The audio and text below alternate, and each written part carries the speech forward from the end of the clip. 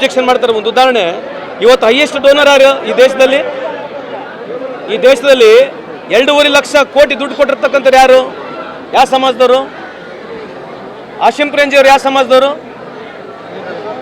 2.5 ಲಕ್ಷ ಕೋಟಿ ಕೊಟ್ಟಿದ್ದಾರಲ್ಲ, 2.5 ಲಕ್ಷ ಕೋಟಿ ಎಷ್ಟು? 2.5 ಲಕ್ಷ ಕೋಟಿ ಎಷ್ಟು ಇವತ್ತು ಈ ದೇಶಕ್ಕೆ ಉಚಿತವಾಗಿ ಬಡವರಿಗೆ ಅನುಕೂಲ ಆಗಲಿ ಅಂತ ಹೇಳಿ ಕೊಟ್ಟಿದ್ದಾರಲ್ಲ. ಮತ್ತು ಈ ಸಮಾಜದವ್ರು ಯಾರು?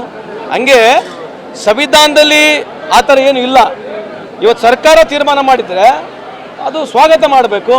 ಅದರಲ್ಲಿ ಈ ರೀತಿ ಮಾತಾಡ್ತಕ್ಕಂಥದ್ದು ಸರಿಯಲ್ಲ ಅಂತ ನನ್ನ ಅಭಿಪ್ರಾಯ. ಸಿದ್ದರಾಮಯ್ಯನವರು ಹಿಂದೂ ವಿರೋಧಿಗಳನ್ನ ಯಾಕೆ ಟಾರ್ಗೆಟ್ ಮಾಡ್ಕೊಂಡು ಅಲ್ರಿ, ಈಗ ಅಬ್ದುಲ್ ಕಲಾಂ ಅವರು ಪ್ರೆಸಿಡೆಂಟ್ ಆಗಿದ್ರು, ಅವಾಗ ನಾವು ಈ ರೀತಿ ಮಾತಾಡಿದ್ವ್ಯಾ? ಯಾರೇ ಒಬ್ಬರು ಈ ರೀತಿ ಇದ್ದಾಗ ಅವ್ರನ್ನ ಡಿಫೆಂಡ್ ಮಾಡ್ಕೊಂಡ್ಬಿಡ್ತಾರೆ. ಅಬ್ದುಲ್ ಕಲಾಂನವರು ಹಿಂದೂ ವಿರೋಧಿ ಅಂತ ಹೇಳ್ಬಿಡ್ಬೋದು. ಅವರು ಇವ್ರು ಹೆಂಗೆ ಹಿಂದೂ ವಿರೋಧಿ ಆಗ್ತಾರೆ? ಯಾರೇ ಒಂದು ಸರ್ಕಾರ ಒಂದು ನಿರ್ಣಯ ತಗೊಂಡು ಈ ಥರ ಕರೆದಾಗ ಅದನ್ನು ಗೌರವ ಸಲ್ಲಿಸ್ಬೇಕು ವಿನಾ ಹೊರತು ಈ ಥರ ಮಾತಾಡಿದ್ರೆ ಹೆಂಗೆ? ಬಿಜೆಪಿ ನಾಯಕರ ಹೇಳಿಕೆಗಳಿಗೆ ಏನು ಹೇಳ್ತೀರಾ? ಅಲ್ಲ, ಬಿಜೆಪಿ ಆಯ್ತು ಹಂಗಂದ್ರೆ ನೀವು ಯಾಕೆ ಪಾಕಿಸ್ತಾನಿಗೆ ಹೋಗಿದ್ರು ಕೇಕ್ ತಿನ್ನಕ್ಕೆ? ಇದ್ರ ಬಗ್ಗೆ ಮಾತಾಡ್ತಾರ? ಈಗ ನಮಗೂ ಟೀಕೆ ಮಾಡೋಕ್ಕಿದೆ ತಾನೆ, ಎಲ್ಲದಕ್ಕೂ ಸುಮ್ಮನೆ ಟೀಕೆ ಮಾಡ್ತಿದ್ರೆ ಏನ್ರಿ ಅರ್ಥ ಇದಕ್ಕೆ? ಈಗ ನೀವು ಸಾಕಷ್ಟು ಬಾರಿ ಕಾಂಗ್ರೆಸ್ನಿಂದ ಈ RSS ಬಗ್ಗೆ ತಿರುಗೇಟನ್ನು ಕೊಡ್ತಾನೆ ಇದ್ರೆ, ನಿಮ್ಮ ಪಕ್ಷದ DCM ಅವರು ಈಗ RSS ಬಗ್ಗೆ ಹಾಡು ಹೇಳಿದ್ರು, ಅಲ್ಲ ಅದನ್ನು ಸ್ವಾಗತ ಮಾಡ್ತಾ ಇದ್ದಾರೆ, ನೀವು ಅದಕ್ಕೆ ಇಲ್ಲ ರೀ, ವೈಯಕ್ತಿಕವಾಗಿ I don't have any opinion if you ask me.